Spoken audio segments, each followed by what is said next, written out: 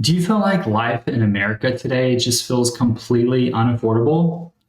In today's video, we're going to cover real stories of Americans struggling just to get by, put food on the table, pay their bills, not even save for retirement or really feel like they're living a grand life. Our generation has done such a terrible job at normalizing overconsumption. Like the fact that there are people in their mid-20s that think that it's normal to spend $300, $400 placing an online order on just a random Tuesday, or watching Is that just for Amazon? in their mid-20s go to Ulta and Target once a week and drop $200. That is crazy, and the fact that we don't think that that's crazy is so scary. And I just want to tell you that if that seems out of touch for you and out of reach, it's because it really should be. It should not be the standard to spend money like the people on this app spend money, period.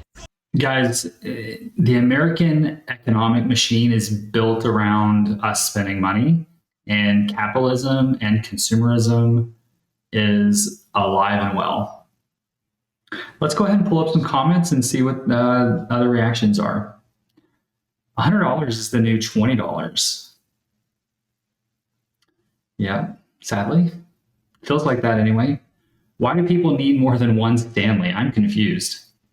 I think it's just a like an accessorizing thing. It's I myself don't even have a Stanley, but I do get the appeal of having a couple of different options. But do you really have to go Stanley? Like you can get a knockoff for far cheaper. The credit card debt for some people has got to be insane. Yeah, it is, and not just the credit card debt, but really add in the buy now, pay later, which is really the one of the leading forces behind overspending for a lot of people. That is where it gets really, really scary. I went through an insane shopping addiction from 2020 to 2022. It was so bad. I think also the failings of our world make us want to shop for dopamine. That is an honest, and I think that commenter is right on.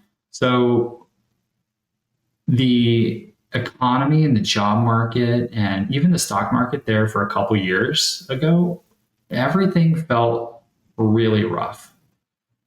Housing became unaffordable, 2021 and after, if it weren't already. Interest rates rising made everyday purchases for cars and financing more expensive. The job market feels unstable and like it could crack further at any time. And really, a lot of folks are just struggling to find work. New job openings is at a low that we haven't seen since like 2010. It's not easy out there to find a job if you don't already have a job. So some people really just compensate for their struggles with a quick little hit of dopamine, and it's pretty easy to fulfill that through shopping. How are we surviving? How are we financially surviving? If it's not one thing, it's another. If I have so much money and I am paying my bills, it's always something that comes up, whether it's my car or my kids need something for school or for sports. And I know she didn't mention what age her kids are, but definitely when they're in grade school, some of the earlier ages, like it always seems like there's a school fundraiser like every other month. The school is asking for donations, and here's a catalog. Your student needs to sell 10 items, and that's $100 just for stuff you really don't want or need. We don't make terrible money. I make decent money. I shouldn't be struggling. We should not be struggling as bad as we are. And I know that it's not just me. It's all of us. And I don't get it. What do we have to do to not feel stressed out all the time over a bill, or having to pick if we're going to eat that night or if our lights are going to be on? I know I've said this before in my videos, but what do you pick? I don't know what to do. So, wow. What do you pick, food or lights? I don't know. Is there not a way that you can pick to not do something else? It seems like an impossible choice. I couldn't answer that because what I would do is I would probably go work a night job, and make a sandwich. And that way I can make maybe an extra $80 working a 5-hour shift somewhere, delivering pizzas or DoorDash or Uber, because you know what? That's what you have to do sometimes. If you're just getting by with your job and able to pay your bills, but you're really, really tight and you feel like there's not enough, you know, wiggle room to cover the things that pop up and the things that you can't plan for, then bring in some extra income. Start a business, start a hustle. You got to figure something out, because not only are you living paycheck to paycheck, but you're talking about, do I keep my lights on, or do I put food on the table for my kids? And that's an impossible choice to me. This commenter says, same. I'm commission based and I work with first time buyers mostly, who, shocker, can't afford a house in this economy. If people don't buy and sell homes, I don't get paid, but can spend hundreds in the process, for marketing and, gas and, just different things for her fees and whatnot for her affiliation with the real estate company she's with. So here I am working 3 part-time jobs in between. We still don't have enough for the bills and our debt is growing. Hubby student loans are $500 a month. Yeah, I mean, real estate is tough because you are essentially an entrepreneur, and because you're commission only, there's no guarantee of income. So your other part-time jobs are supplemental because clearly you aren't selling enough homes. If you are selling more homes, then you wouldn't be struggling and you wouldn't be, working extra jobs. So if you have to have the income, then you're doing the right thing. But yeah, maybe it's time to pull back on the real estate thing a bit if you need to focus on more stable employment that can produce a more steady paycheck. Got to do what you got to do. Yeah, because what else are you going to do? 3 jobs. Ouch. Send help. Definitely not just you, sis. I mean, you can see like so many people relate to the sentiment of just being overwhelmed, feeling like they have to work extra jobs. It's so tough out there because the problem is, over the last 5 years, we've probably seen inflation raise prices on everyday goods and services by 20%, maybe up to 25%, and certain things have gone even higher than that. And while incomes have pretty much been more or less the same for the last 15 or 20 years, incomes have not gone up at the rate of inflation, for sure. And so what that's doing is it's creating a smaller gap between what people bring in and what their output is. So yeah, you can either budget tighter or make more or make cutbacks. My boy told me he just bought 4 brand new tires. I was like, at once? He's like, yeah, I thought this fool got a raise. I'm like, damn, you got a promotion? I'm like, people out there, people got the money to do that? 4 brand new tires? Like y'all tire don't get bald and y'all just go get like another used one every 6 months? That's just me? Jesus Christ. I seen somebody come out of Urban Outfitters with 3 bags. In this economy? Urban Outfitters with 3 bags? Now, I ain't no mathematician or nothing, but that's at least $250,000. 3 bags out of Urban Outfitters? What the hell? You gotta pay an admission to get in that motherfucker, to look around. I know y'all tired of me bitching about money, but I'm so poor I gotta save up to be broke. Remember when buying groceries used to save us money? What happened?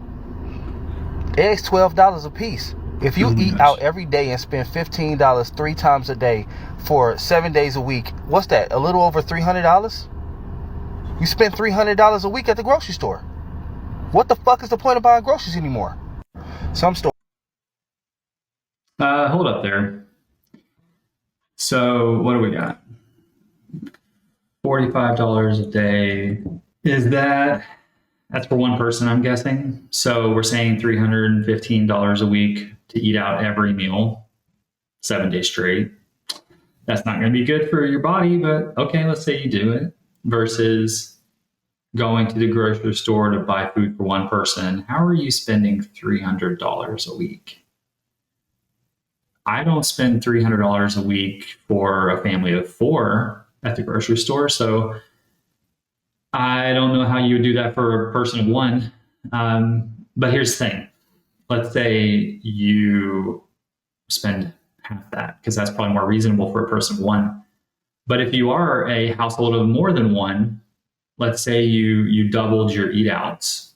So $630 a week versus, let's just assume still the $300 a week that you were going to spend for 1.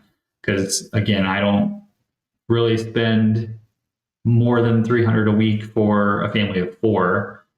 So $300 a week for groceries versus over $600 for eating out. See how this multiplies really quick? Add a third, add a fourth, God forbid, add a fifth.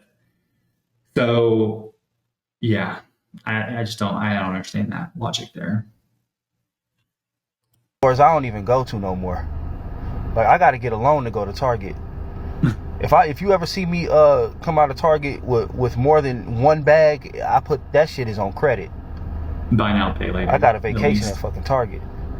Y'all say it with me on the count of 3. 1, 2, 3. One more stimulus check. All right, let's go.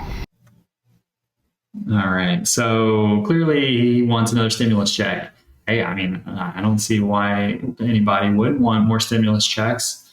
But, would we think inflation's going to spike up again if we print a bunch of free paper money to all the, adults in the U.S.? That's probably what led to a good bit of our, inflation issue right now. So I would be very nervous if we went down the path of more stimulus checks. I cannot be the only person that gets royally ticked off whenever I think about the fact that my husband and I make more money right now, than we ever have in our entire lives. We have amazing jobs. We have excellent income. And I'm not disputing that. I am thankful for every single bit of that. But why are we there but still struggle? Make that make sense. Tell me why I make more money than I've ever made in my life. And we are to the point that times are such a struggle for everybody. I have 6 people in my house, so obviously food is expensive, but I guarantee you I spend $2,000 a month at the grocery store. For what? I can go spend $100, get a pack of hamburger meat, some green beans, some bananas, strawberries, and a case of water. That's $100. How are people expected to survive in times like this? How? Sorry, she's just named a bunch of things that she's going to get at the store for $100. I challenge that a little bit. Maybe $50, maybe $60, but I just think that's a very high overestimation to say $100. Yeah, I'm going to show you the price of hamburger meat where I live.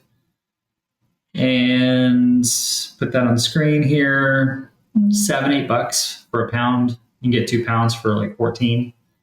So yeah, you should be able to feed a family of 6 with 2 pounds of beef for $14.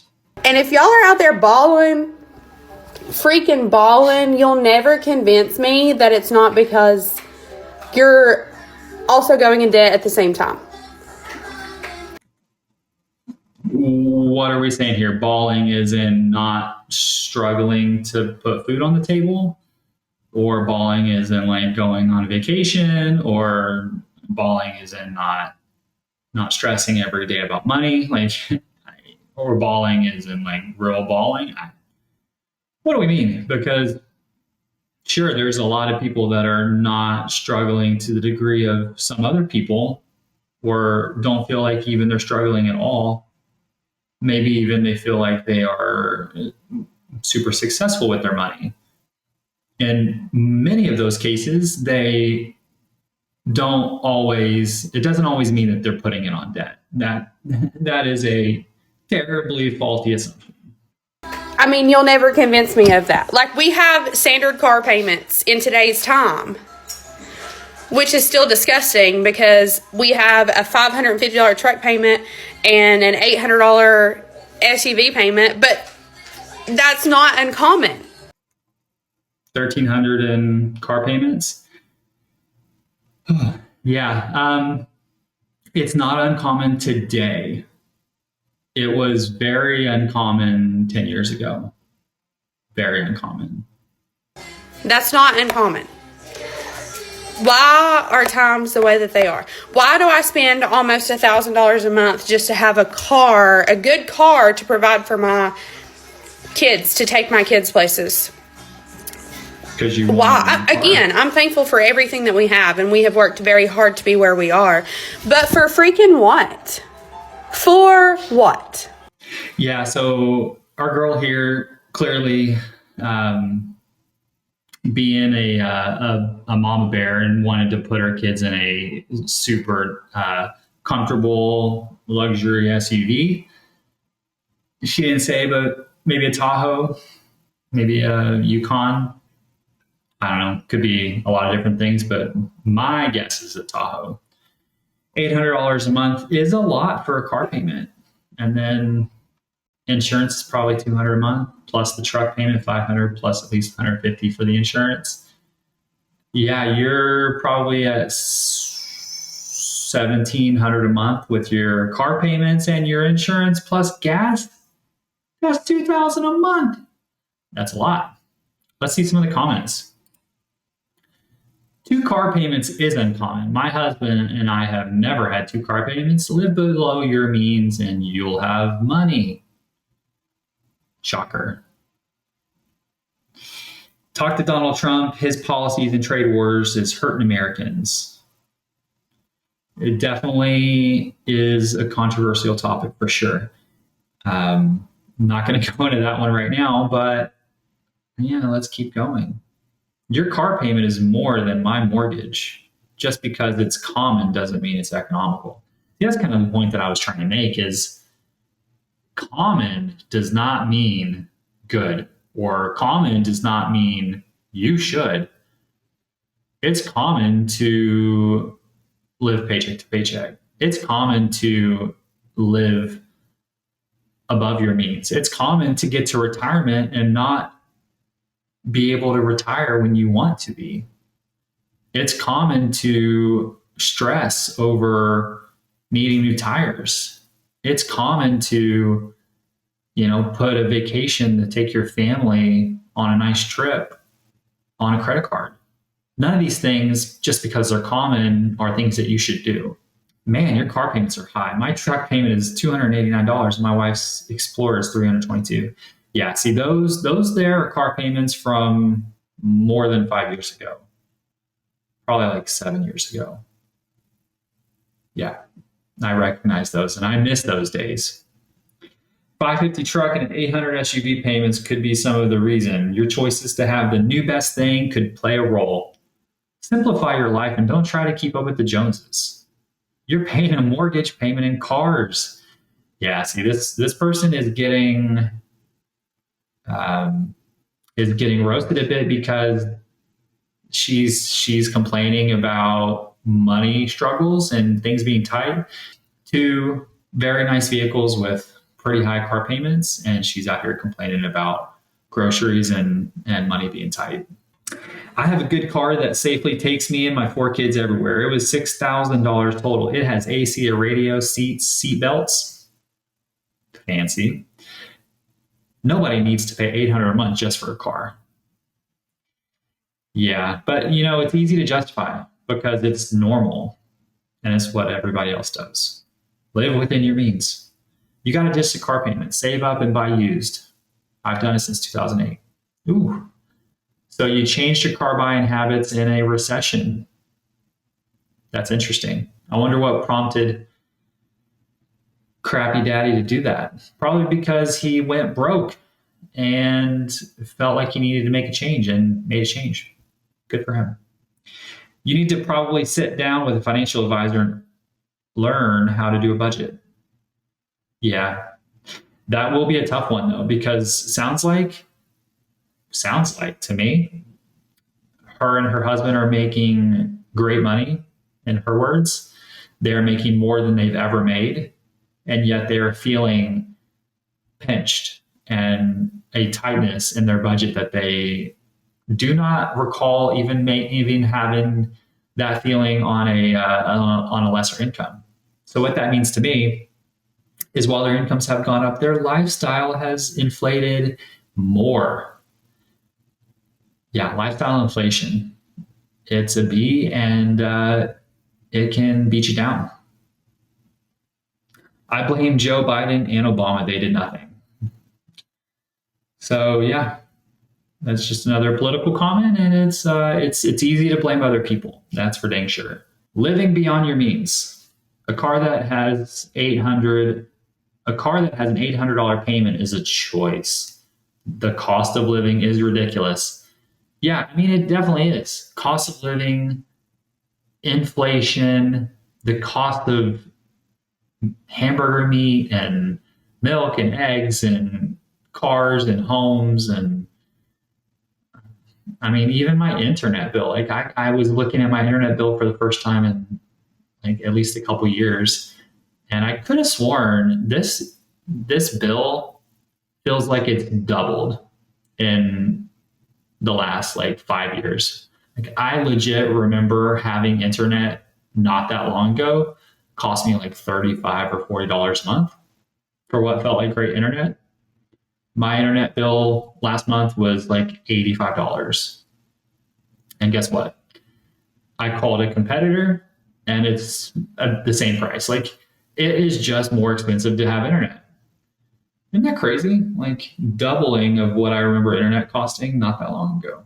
Are we ever going to get out of this high-ass economy? I mean, I am no expert by any means, much at all. But I really don't think it should cost $9 for a pound of ground beef. I can't go to the grocery store without spending half my check. I mean, look, I have 2 kids. Trust me, I know it costs money to have them. But when we go there and it's $4 for a 2-liter soda or $25 for 2 sirloin steak, I mean, is it ever going to get better? Like, is the economy getting better? I have no clue. I'm asking the experts here because my parents would have never made it in this economy. What do we expect the economy to do to get better? That's like a genuine question. Do we mean that in order for us to feel like the economy is getting better, that prices on everything that we buy go down? Because that is likely not going to happen. It almost never happens. And when it does happen, you'll wish that it weren't happening. Because what that means is that our economy would be experiencing deflation. And the only economic reason for deflation is merchants and sellers become desperate to sell and mark down like crazy. And typically when that happens, yeah, it's bad. It's a depression for potentially, definitely a recession. But not just a recession, but a great recession. Like most recessions do not experience deflation. The Great Recession of 2008 did. The Great Depression did. Outside of those 2 periods, you don't see deflation typically accompany a recession. So I wouldn't expect prices to go down at all. Best we can hope for is that prices don't go up as fast. So what do we mean? How's the economy going to get better? What do we expect to be changed? I think we need to reshift our focus to what can we do to change our circumstances, or how can we change our prospects. I mean, I know that sounds a bit trite, but the economy's not going to just correct itself and go back to 2019. So if you feel like you're underwater, if you feel like you can't make ends meet, or you feel like inflated prices are outpacing your ability to earn, you need to focus on how to grow your skills and thereby your opportunity to earn a higher income. You have to focus on your skills development, personal development, start a business, hustle. Don't just take any part-time jobs you can get. Take the smartest part-time jobs you can get. So to that person in one of the comments earlier that mentioned working 3 part-time jobs on top of being a realtor, I mean, are you working part-time minimum wage jobs? Because I hope not. You need to be a server or a delivery driver or something that earns tips, likely, because that's going to be your best avenue to work fewer hours with a higher per hour earning potential versus, getting like more hours in a job where you're earning minimum wage. You're not going to cover much distance in that income, and you're just going to be spinning your wheels. So shift your priorities, focus on higher potential earnings in a part-time job, focus on, go back to school, maybe, try not to take out a much student loan debt, but, try to take some courses. Don't just study anything, like be really smart about how to add to your earning potential over the next 5 years, 10 years, 20 years. Don't just be stuck in where you are, because the economy, nobody's coming to fix the economy for you. We struggled every week. I mean, so am I, but they made a lot less money. I got a visual here. I'm going to show you exactly what a K-shape economy is, because you might have been hearing about it a lot on social media lately. A K-shape economy. So this is a K. This is the poor people. This is the rich people. That's what a K-shaped economy is. If you're poor, your shit is going down.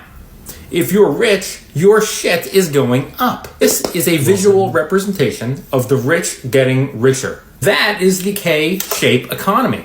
That's why poor people are using stuff like buy now, pay later to pay for their groceries or for DoorDash. That's why poor people are going to the grocery store and going, oh shit, I don't think I can afford whatever it is that they're trying to buy, ground beef, strawberries, whatever. Whereas if a rich person went to the grocery store and they picked up a pound of ground beef, you know what they would say? They would go, God damn, $11.99 for 1 pound of ground beef? Oh well, and they'd put it in their cart. Whereas someone else on the downside of that K-side economy would pick up a pound of ground beef and go, Jesus Christ, $11.99. Guess we're not eating. See, because wealthy people tend to have more investments, more cash, higher paying jobs, they can just look at stuff getting more expensive and go, oh well, ultimately. Yeah, I think the key to that is it's not just wealth, it's not just investments, it's not just higher paying jobs, but it really comes down to higher disposable income, right? Like they're either earning much more and able to not care about an extra $4 a pound of ground beef, or they have such a gap in their income to expenses, i.e. the disposable income, that they're able to still choose to eat the things that they want to eat because they're making choices elsewhere that allow them to prioritize their spending. It's not always just the ultra wealthy investors, CEOs, executives, highest 1% earners. Like, I don't want to pretend that those are the only people that can buy $12 ground beef and not care about it. Let's not fool ourselves. A K-shaped economy isn't good for anyone because the growth of our economy is only dependent on a very small segment of our population. So if the people who are in poverty are living close to the poverty line or don't have high income jobs and they aren't seeing their wages increase and they can't invest and they can't now afford to buy groceries without doing a buy now, pay later kind of thing, if they cut back even further and the wealthy people stop shopping, you could have economic collapse. There's no real easy fix here because what got us to where we are today was set in stone decades ago that has slowly eroded things like social safety nets, that has cut taxes on the wealthiest people while not giving pay increases to those who need it the most, blah, blah, blah. We could go on and on. Maybe. Or like small business taxes, like so they can employ more people and create jobs. Yeah, I really don't like getting political when it comes to economic policies. I think that they are obviously related, highly related, but I think it's so easy and convenient to blame economic outcomes on policy setting by Washington or your other elected officials. Like, they really, while they influence a lot of things, they don't make you go to Target and spend $200 and put it on buy now, pay later. If you're interested, I can do a follow-up video on some of the policies that would have to be changed and some personal things that would have to be changed within your own life. Stuff, by the way, that a lot of people, I'm sure, not going to want to hear. Just knowing that we're in a K-shaped economy shouldn't impact what you do to improve your own individual situation. So don't let that get you down. Don't let that burden you. If you are in one of these struggling situations, there's a lot of available resources online for you to get educated and to learn how to make improvements. And truly, in this area, in your personal finance, it only takes some small personal changes to really, stack up, and they can make significant short-term, medium, and long-term impacts on your financial life. Thanks again for watching. If you guys enjoyed the video, I would love it if you'd hit subscribe, hit like, leave a comment on anything that you'd like to discuss around your personal finance. If you're struggling, paying your mortgage or putting food on the table, let's have some conversations below. If you're, in the upper end of the K-shape and want to talk about how your investments are doing stellar, talk about that too. Thanks again for watching, and I'll see you in the next video.